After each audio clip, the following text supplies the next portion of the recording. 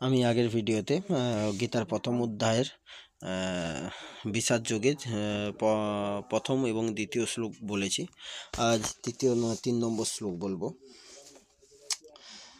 সংস্কৃতে যেটা হচ্ছে সেটা হলো পশৈতাং পাণ্ডুপুত্রাণাম আচার্য মহতিং চমুম বীড়াঙ্গং দ্রৌপদপুত্রেণ তব শিষ্যেন ধীমতা।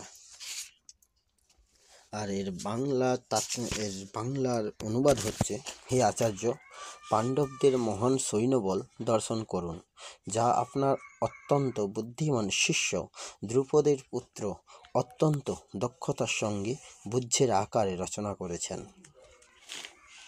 আর এর তাৎপর্য হচ্ছে, চতুর কূটনীতিবিদ দুর্যোধন মহৎ ব্রাহ্মণ সেনাপতি দ্রোণাচার্যকে তার ভুল ত্রুটিগুলি দেখিয়ে দিতে চেয়েছিল, কিন্তু পঞ্চপাণ্ডবের পত্নী দ্রৌপদীর পিতা দ্রুপদ রাজের সঙ্গে দ্রোণাচার্যের কিছু রাজনৈতিক মনোমালিন্য ছিল।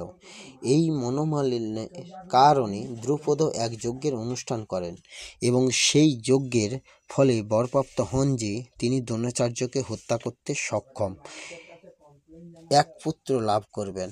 দ্রোণাচার্য এই বিষয়ে সম্পূর্ণভাবে অবগত ছিলেন, কিন্তু দ্রুপদ তার সেই পুত্র ধৃষ্টদ্যুম্নকে যখন অস্ত্র শিক্ষার জন্য তার কাছে প্রেরণ করেন, তখন উদার ব্রাহ্মণরূপে দ্রোণাচার্য তাকে সব রকমের অস্ত্র শিক্ষা এবং সামরিক কলা কৌশলের গুহ্য শিক্ষাসমূহ প্রদান করতে দ্বিধাবোধ করেননি।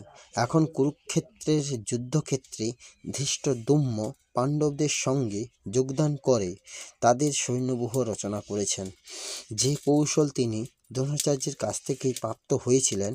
দ্রোণাচার্যের এই ত্রুটির কথা দুর্যোধন তাকে স্মরণ করিয়ে দিল, যাতে তিনি সতর্কতার সঙ্গে আপোষহীনভাবে যুদ্ধ করেন।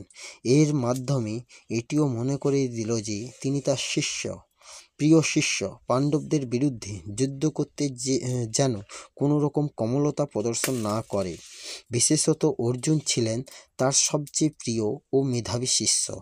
দুর্যোধন আরও সতর্ক করে দিতে চেয়েছিলেন যে এই ধরনের কোমলতার ফলে যুদ্ধে অবধারিতভাবে পরাজয় হবে। যেটা 3 নম্বর শ্লোক, এটা তাৎপর্য।